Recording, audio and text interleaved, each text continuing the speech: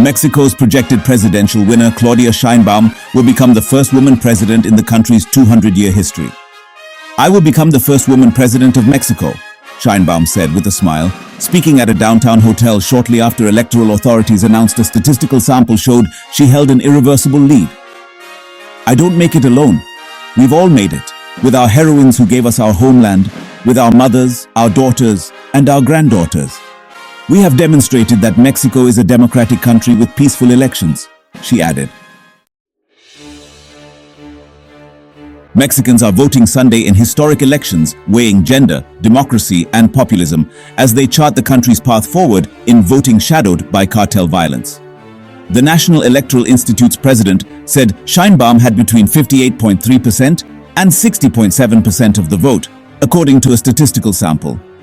Opposition candidate Xochitl Galvez had between 26.6% and 28.6% of the vote, and Jorge Alvarez Maynez had between 9.9% and 10.8% of the vote. Sheinbaum's Morena party was also projected to hold majorities in both chambers of Congress. The climate scientist and former Mexico City mayor said that her two competitors had called her and conceded her victory. The official preliminary count put Sheinbaum 28 points ahead of Galvez, with nearly 50% of polling places reporting. The fact that the two leading candidates were women had left little doubt that Mexico would make history Sunday. Sheinbaum will also be the first person from a Jewish background to lead the overwhelmingly Catholic country.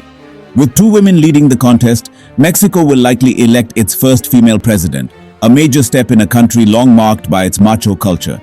The election will also be the biggest in the country's history. More than 20,000 congressional and local positions are up for grabs, according to the National Electoral Institute.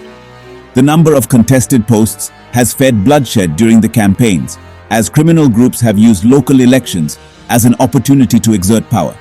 A toxic slate of cartels and gangs have battled for turf, and more than 20 people seeking political office have been killed just this year.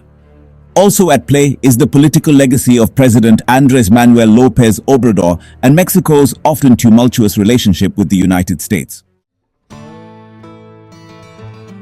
Who are the candidates in Mexico's presidential election? Claudia Sheinbaum, the former mayor of Mexico City, has maintained a comfortable double-digit lead in polls for months. She promises to be a continuation of populist leader López Obrador and is backed by his ruling Morena party. Trained as a scientist, Sheinbaum has had to walk a fine line to carve out her own image while highlighting her connection to López Obrador, though she lacks the charisma that attracted many to her political ally. Mexico's President Andrés Manuel López Obrador, right, and Mayor Claudia Sheinbaum greet supporters at a rally in Mexico City's main square, the Zocalo, July 1, 2019. Xochitl Galvez, an opposition senator and tech entrepreneur, represents a coalition of parties that have had little historically to unite them other than their recent opposition to López Obrador. Galvez is a fierce critic of the outgoing president, who doesn't shy away from verbal sparring, but who hasn't appeared to ignite much fervor for her Strength and Heart for Mexico coalition.